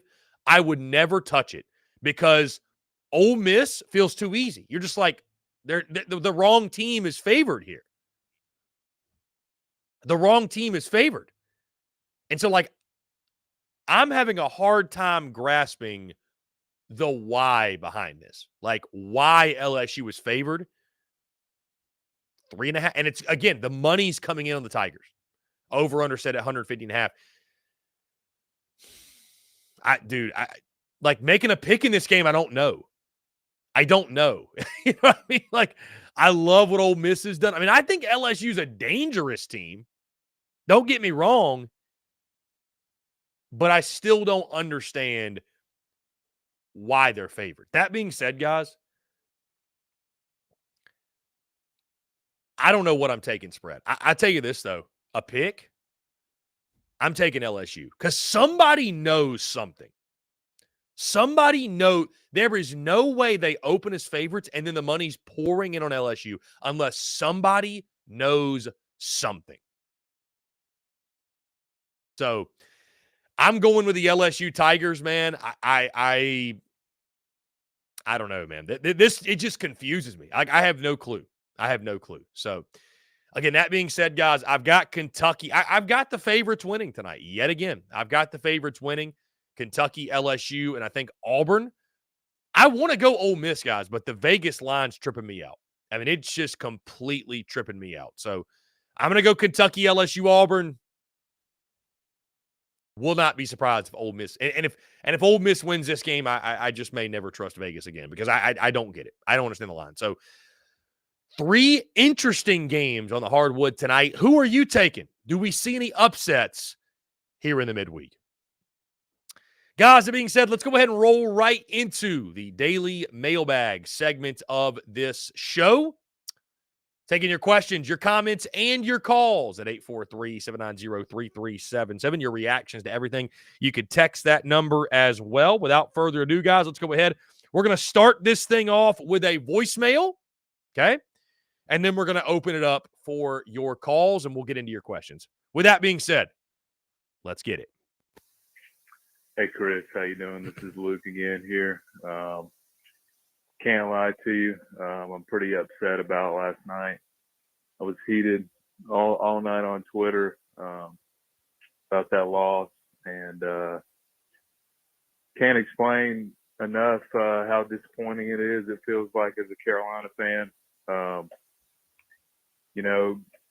Feels like we got that one robbed from us from the ref and the free throw line. You can't win any game shooting 50% from the free throw line, but just wanted to know your thoughts on that flagrant one call last night. Probably one of the worst calls I've ever seen in my life. The definition of a flagrant foul is it's got to be excessive, or there has to be some type of malicious intent. And I don't know anybody that sees that play that thinks that's a flagrant one. That's point blank got to be one of the worst calls I've ever seen. I know that one call didn't, decide the game, but when it's a 4-point game and, they have free throws and then they get the ball back, that really changes the complexity of the game. So just want to know your thoughts on that, and just pretty heated about last night. Thank you. Luke, I appreciate the call, my friend. I appreciate the voicemail. Listen, I totally understand being upset with the call, because I think it was a BS call also. I think it was a very – listen, I'm watching the video right now. It's happening so quickly. Like, I get – and I guess they reviewed it, right? So, like, I'm sure when you slow it down, it looks egregious. But I see in real time a shot goes up, a player is shuffling under the basket to try to get in position for the rebound, and the kid jumps and happens to have momentum carry him out. So, yeah, I don't think the flagrant was necessary there. But again, I just go back to this, man. Like, you control what you can control. If you're South Carolina, you have to look at that game and say that we lost it, right? Like, the refs didn't we lost it. You make 50% of your free throws, you lost it. Like something that you directly control, that's in your control, had you just taken care of it, you win the game. So, but certainly, anytime you lose, man, the referees, that's going to be under scrutiny. And certainly I thought that was a questionable call, no doubt. Guys, phone lines are now open, 843-790-3377. We are taking your calls here on this Wednesday. I'd love to hear from you, more of your thoughts, your questions, what have you, your opinions on everything. Mars Standing says, Chris, I say you fire him. Talking about Nate Oats. You cannot put your hands on a player regardless of the situation. I don't know that you should fire him, but I definitely think a suspension should happen. It's no question. Harmon J.C. Vol says, if Dalton Knecht was on Kentucky or Duke, we would never hear the end about how amazing he is. So underappreciated. I agree with you, Harmon. I still think he's very underappreciated. I'll be honest with you, Harmon. Like, I heard about Dalton Knecht balling out in the game over the weekend, but I didn't know who he was. Not really. Like, I was like, oh, who's this guy? And then you're like, oh, this kid might actually be like the best player in college basketball. So, it's should Tennessee do some more promo with the kid? To your point though, Harmon, really the bigger problem is like if he's on UNC or Duke, like the national media is going to catch wind. They're going to start to promote. When you're on Tennessee, it just you don't get that same type of attention on the basketball court. So. Zach says, everybody's acting like Alabama is going to fall off the map. He says, we'll be fine. The dynasty is not over. Yeah, I mean, listen, I don't think Bama's going to fall off the map necessarily, but I am really, really curious to see what this new era, and by the way, Zach, I appreciate the comment. I'm curious to see what this new era of Alabama football is like, because it's not going to be what Nick Saban had it at, right? Like, and I don't think anybody expects that. I mean, it's just unrealistic to think that's going to happen. But it's going to be like an adjustment for us to start watching and seeing and being like, okay, Alabama's mortal. Like, this is new. Alabama's not what we've been accustomed to, what we're used to. It's going to be very interesting, right, to watch that year after year and be like, this is the new norm, right? Let's see. Austin Gregory, do you have any guesses to who the pitching rotation or what the pitching rotation will be? Austin, I'm assuming you're asking for South Carolina. I do not as of yet. I do. I think Eli Jones could be a part of it. Maybe Matthew Becker. I really don't know for certain, though, Austin. I do not know that right now. Again, as we get closer to baseball season, really beginning next week, we're going to start talking a lot more baseball content, baseball stuff, getting into team-specific previews, if you will.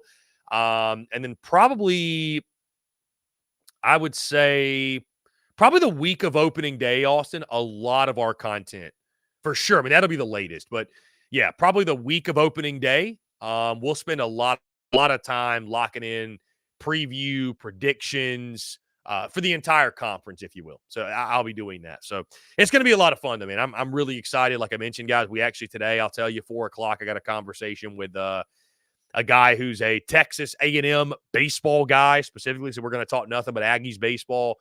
That's going to be a ton of fun. So really looking forward to it. Really looking forward to it, guys. All the baseball content will be coming your way over the next couple of weeks as we get ready for opening day. Mar Standing says the new coach for Alabama will not be there as long as Coach Saban was there. I give him 3 to 4 years max. Okay. 3 to 4 years max. Ethan K says there will never be another Saban with the monopoly he had on recruiting before NIL and the transfer portal era. Yeah, I mean, and here's the thing.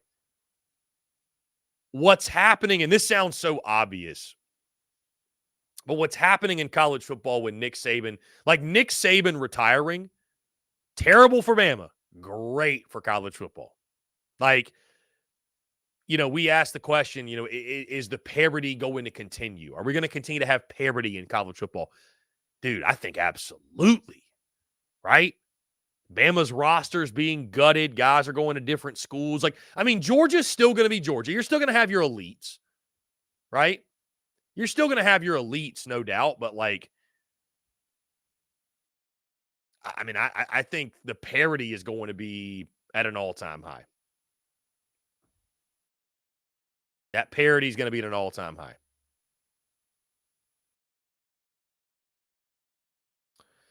Let's see. Frank just says, y'all. What's up, Frank? Ruination says 8-4 program.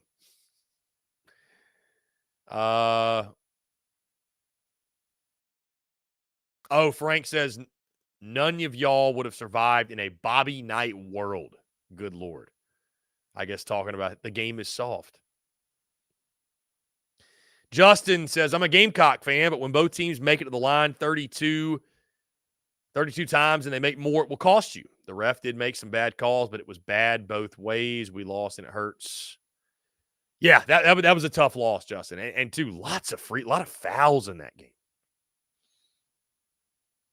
Ruination says, just wait until Harbaugh leaves and Brian Kelly goes to Michigan. All hell is going to break loose. I mean, Ruination, you think Brian Kelly's going to go to Michigan? I mean, he could, maybe. I'd be kind of surprised if that happened. I would. I'd be surprised, but man, you talk about hell breaking loose. Yeah. And that's what's crazy too, man, is and like because we didn't really get that last year, right? There wasn't we didn't get like a bunch of coaching staff changes and stuff like that. Right?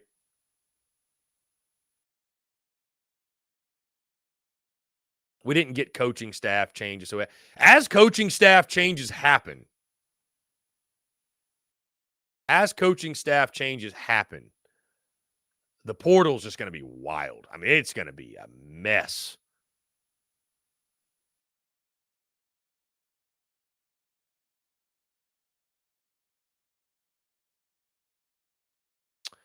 Anyways, guys, 843-790-3377. That's 843-790-3377. You can call that number. You can text that number. You can comment on Facebook, YouTube. Unfortunately, the platform on, we cannot take comments from X. We cannot take comments from X. But Facebook, YouTube, and Twitch, by the way. And Twitch. So, where will Caleb Downs end up? Going to be interesting. Going to be very, very, very interesting. Let's see. 30 days till first pitch. Cannot wait, guys. Like I mentioned, we're going to start really diving into the baseball content next week with a lot of these guest conversations we have, baseball folks, baseball specific folks. I mean, in case you don't realize, guys, again, I'm not just a one-trick pony. I know football moves the needle, but we're going to talk about everything. Football, baseball, basketball. Love baseball, man. Truly, truly do. I mean, I looked at the schedule, guys. Actually, looked at the schedule. So I'm in the upstate of South Carolina. Kentucky, get this. Kentucky opens their season. Kentucky opens their season at USC Upstate in a 3-game series. How about that in Spartanburg? So might have to slide over to USC Upstate and go check out the Wildcats. It'd be a lot of fun. So looking forward to it. Get this, our friend Brandon Marcello, 23 players from Alabama's 2 deep have entered the transfer portal or the NFL draft. That's crazy. 23 players.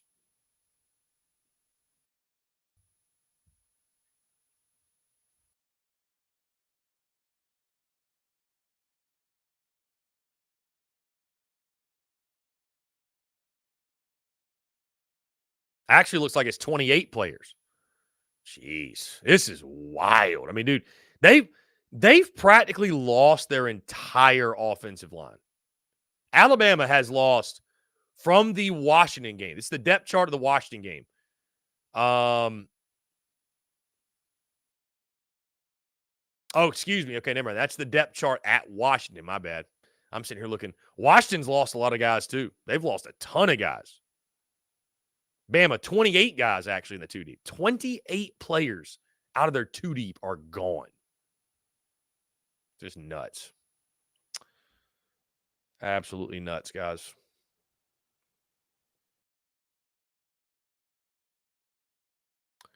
Guys, be sure to join our SEC Unfiltered Discord.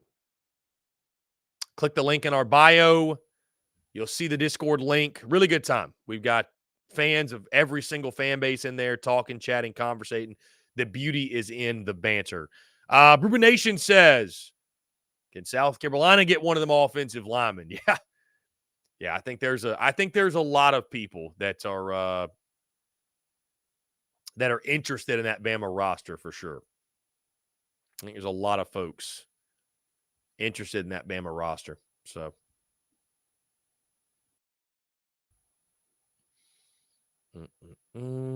let's see.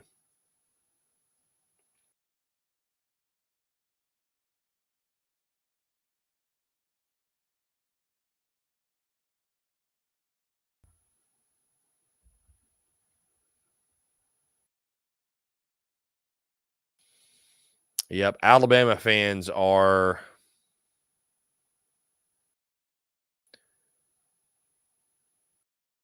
having to deal with the realities of college football now.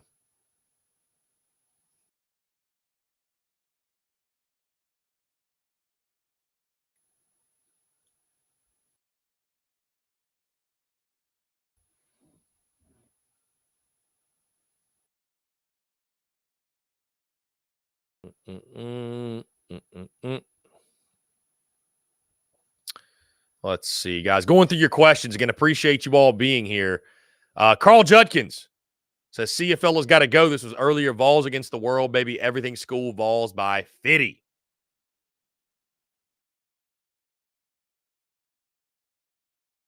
Ruben Nation, as he just mentioned, wants that O lineman from Bama.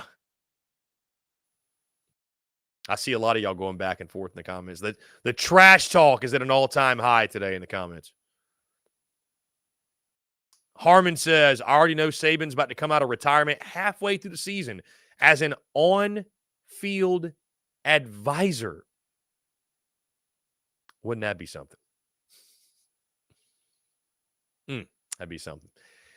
Guys, we're going to jump into one final break. On the other side, we'll keep the conversation rolling, taking all of your questions, your comments, and your calls here on this Wednesday. All that and more, guys. You're tuning to SEC Unfiltered live. Yo, you think Dallas' Power 4 gonna drop 30 tomorrow? Why you tripping? Did you see his mom made a post about going to the game? What? Hold up. His mama gonna be there? He's been averaging like 34 points a game when she's there. At least 40 when she be on that Jumbotron. He don't like to let his mama down. Pick more, pick less. It's that easy. Cash in on your sports fandom with Prize Picks. SEC Unfiltered Live is brought to you by our friends over at Prize Picks. Go download the Prize Picks app or go to prizepicks.com. And when you do, use the promo code SECU to receive a 100% instant deposit match up to $100. Prize Picks is the simplest fantasy game on the market, focused around prop total entries. You pick 2 to 6 players, and you can win up to 10 times on any entry. Prize Picks has no sharks, optimizers, or mass multi-entry. It's literally just you against the projection. They also allow mixed sport entries. So, for example, you can take the over on LeBron, parlay with the under on Mahomes. They've got college sports, pro sports, literally anything and everything you can think of. They have got it over at Prize Picks. They also have a slick, easy-to-use mobile app, both on the App Store and Google Play, and they're rated 4.8 stars in the App Store with rave reviews. So many fans and listeners of SEC Unfiltered have made tons of money with our friends at Prize Picks, and you should as well. So again, go download the Prize Picks app or head over to prizepicks.com, and when you do, use that promo code SECU to receive a 100% instant deposit match up to $100.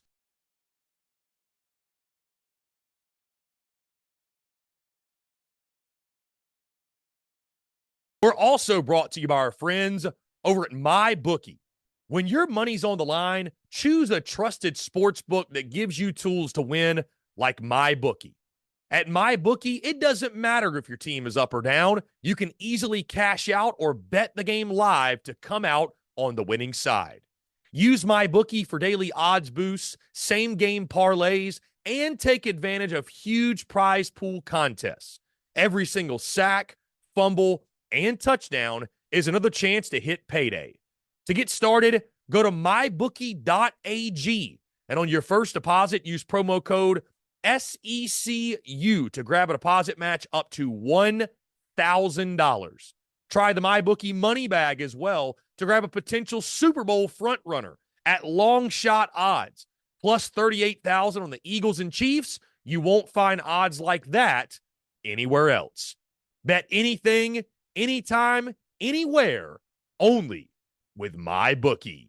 Finally, SEC Unfiltered Live is brought to you by our friends over at Roback. Guys, if you haven't heard of Roback before, it's time to check them out. It's safe to say I'd bet on these guys any day of the week because I absolutely love their gear. I couldn't be more pumped to work with Roback. It's simply some of the most comfortable gear that I own. From the performance polos to the hoodies and the joggers, it's some of the best fit and best feel around. Roback's performance hoodies are some of the best pieces of clothing I've ever worn. I can't emphasize how soft these things are with great stretch and breathability. They're simply some of the best hoodies out there. Odds are, guys, if you see me during football season, baseball season, basketball season, or just here on SEC Unfiltered Live, you'll more than likely see me in a Roback hoodie.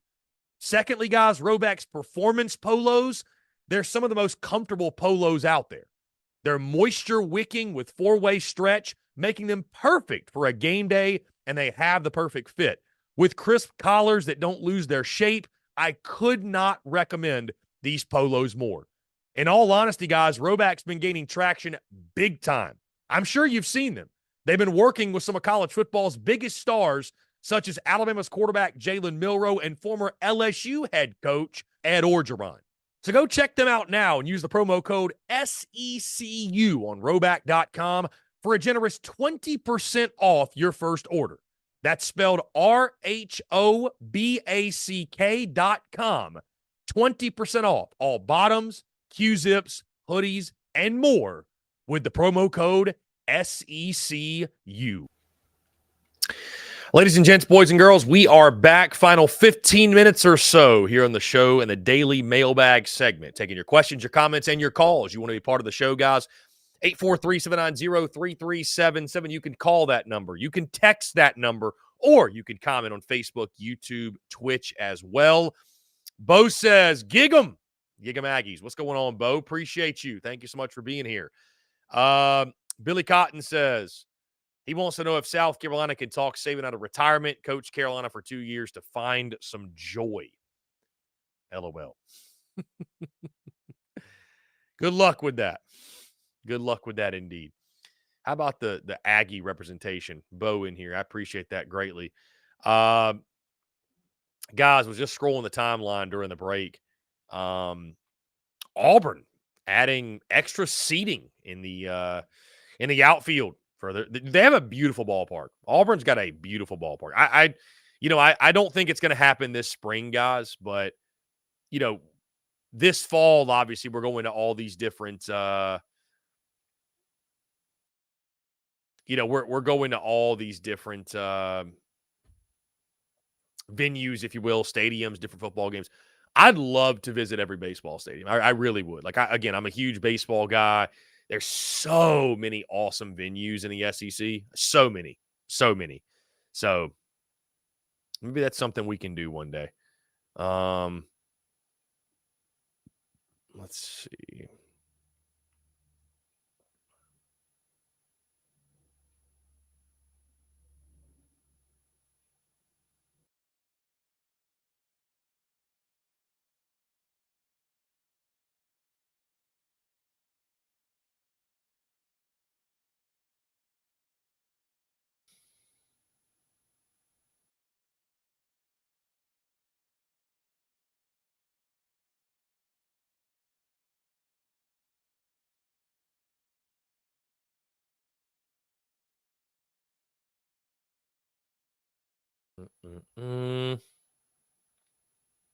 Frank says, can Saban play tackle?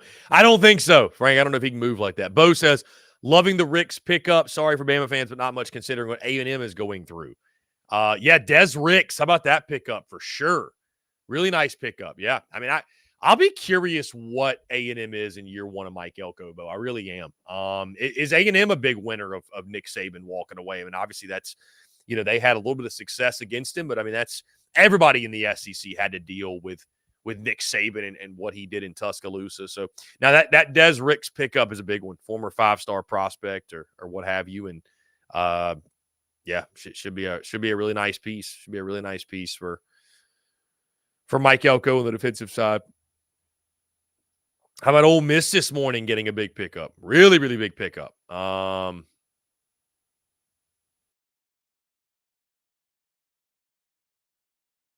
Ole Miss gets former Michigan cornerback Amorian Walker. 6'4", 190. Crazy size at the cornerback position. We also, guys, have to highlight, how about Tyler Barron? We're in such a crazy world now, man, where guys literally enter the portal, commit somewhere, and then flip while in the portal. That's why I keep saying the business of college football has never been better. It really hasn't. Like, from the content perspective, like, it's never been better. Like, it's why a guy like a Shannon Terry, right, who's the founder of On3, also founded Rivals 24/7, incredibly smart dude. It's why a guy like Shannon Terry, though, loves it. Because for the business of college football, a.k.a. the business of On3, and heck, I'll own it too, the business of SEC Unfiltered, the transfer portal and that type of stuff, it gives On3 something to talk about, right? There's another thing they can feature on their website in their coverage. Heck, it gives us stuff to talk about. We literally spent today talking about Caleb Downs. So the business of college football has never been better, because when a guy like Tyler Barron, for example, enters the portal, commits somewhere, and then flips, well, it's great content. It's controversial. It's a talking point. But for the diehard fan of college football, you could argue it's never been worse. Because, like, there's things that made college football great that we've lost. Any sense of amateurism, gone. The excitement, the adrenaline rush of winning a recruiting battle from the high school ranks because you knew that kid was going to be at your school for 3 to 4 to 5 years. We've lost that. We're now at a point where, as a fan, I would encourage you just show up to the spring game and grab a roster and go from there. Maybe just wait even until fall camp, because guys can hit the portal after that. So, business side of college football, never been better.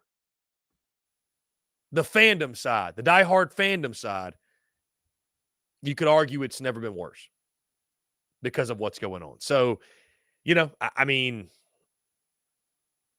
I think interest level is still really high, but I don't think it's outrageous to say that college football is as unlikable as it's ever been. Again, that's not to say like it's succeeding, it's thriving. I'm just talking about for the traditional fan, college football it's very easy to dislike what it is.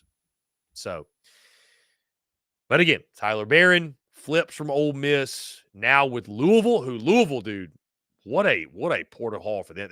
I mean, we talk about Lane Kiffin being the portal king and Ole Miss, what they've done. I mean, Louisville has crushed the portal.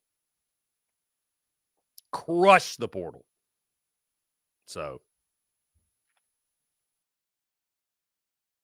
it's truly impressive. Truly impressive what Louisville has done. So,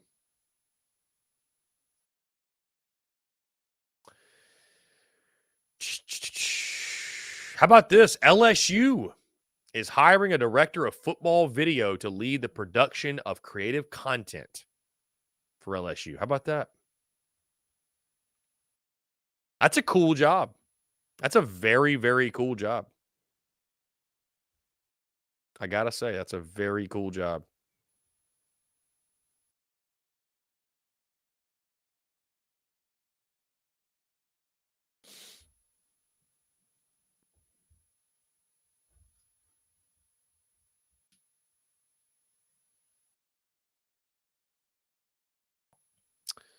Let's see. Good point from SH here in the chat. Won't matter if it's liked or disliked as long as it generates revenue. That's a fact. SH. That's what the decisions. That's how the decisions, SH, are going to be made. Does it generate revenue or does it not? That's how the decisions are going to be made. 110%.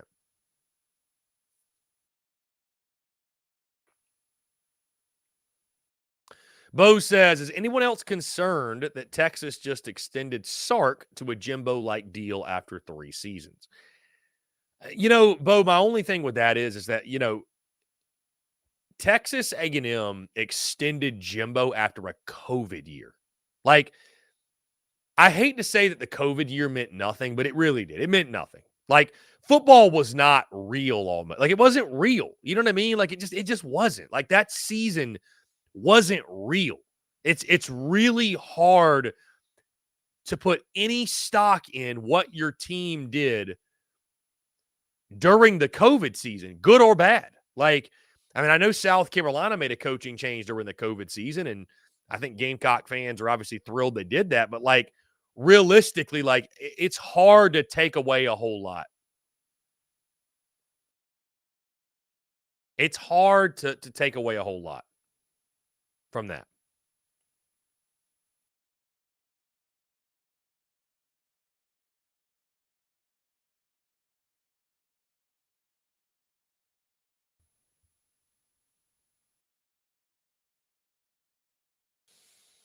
Let's see.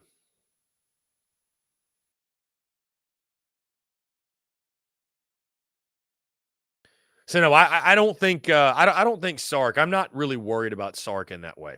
I'm not. I think Sark is going to succeed at Texas. I know that, Bo, you don't want to hear that. I know you don't want to hear that, Bo. I think Texas is in a really good. I think they're in a really good position to thrive in the SEC. I do. I'll tell you this, Bo. I'll tell you this. I cannot wait for that Texas A&M game. I can't wait for that. You know, Bo, we're going. So I'm going to a different SEC venue. That's a plan for us this upcoming football season, 2024 football season, SEC Unfiltered. I don't know what we're going to call the road trip. I don't know if we're going to nickname it, but we're going to be going on the road every single week to a different SEC game and a different SEC venue. Texas A&M might need, I mean, that ticket will probably be impossible. So I'd probably be better served to go to a different game. But, man, that's going to be a hell of a game. I mean, that's going to be such a fun game to watch. Such a fun game to watch. That's a rivalry that never should have left us. Really, truly. That is a rivalry that never should have left us. Like, and again, it's going to be one of the toughest tickets to snag in college football. Truly. So, I'm looking forward to it, man. That's going to be good. That's going to be good.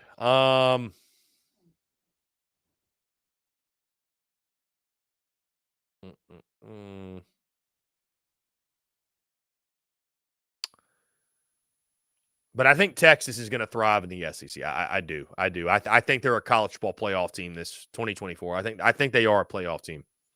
I really do. I think they're a playoff team, and I think for Elko and for Texas A&M, I mean, I think that, you know, getting to an 8-win season, I think it'd be a solid season. I think that would be a quality season. I think that'd be a successful year one. I do. I think that'd be a successful year one for Texas A&M. So we'll talk more on that, obviously, as we get closer to football season. Got a long way to go, right? Got a long way to go. But, you know, Connor Wegman back for the Aggies, right? There's some other pieces there that they feel good about. So, and Texas A&M still has a lot of defensive line talent. They've still got a lot of talent in the trenches,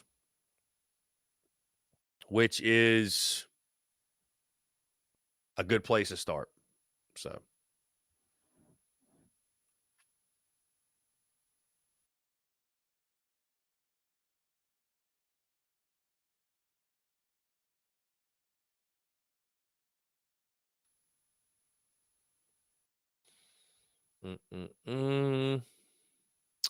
Bo says, I don't care if he succeeds or not. They had a lot to say when Jimbo got fired. Yeah, Bo, I follow some Texas folks, obviously.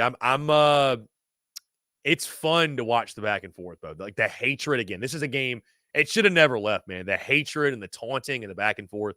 But yeah. I mean, of course they had a lot to say, Bo. You know it's a rivalry. So of course they had a lot to say. They're gonna have a lot to say. But yeah, Bo, it sounds like again, you're gig 'em. Maybe you're in College Station. When we make that road trip to College Station, I'm gonna need somebody to give me at least tell me the ins and outs of where to go, what to do. Bo, let's link up. Let me know. So Anyways, guys, appreciate you all tuning in. That's going to do it again, guys. We're live every single day, Monday through Friday, noon to 2, right here, last 30 minutes or so every day. Our daily mailbag segment. We take your questions, your comments, and your calls. Appreciate you guys being part of the show, guys. Do not forget, hit that subscribe button on YouTube. Hit that bell icon so you get notifications of when we go live and we drop new video content as well. Also, guys, hit the like button. I should be telling you guys to do that, but hit the like button on all of our content. It helps to spread the word of SEC Unfiltered. Also, guys, check out the podcast on iTunes, Spotify, Google Podcasts, wherever you get your podcast. Rate and subscribe there. Leave us 5 stars, guys. Helps boost the show, helps others to find us as well. And outside of that, guys, be sure to shoot us that follow on social media, X, Facebook, Instagram, TikTok, you name it. We are there wherever you get your content. It is content bleeding out of the eyeballs. Guys, that being said, appreciate you all tuning in. Thank you all so much. Have a great rest of your Wednesday, and we will talk to you all tomorrow.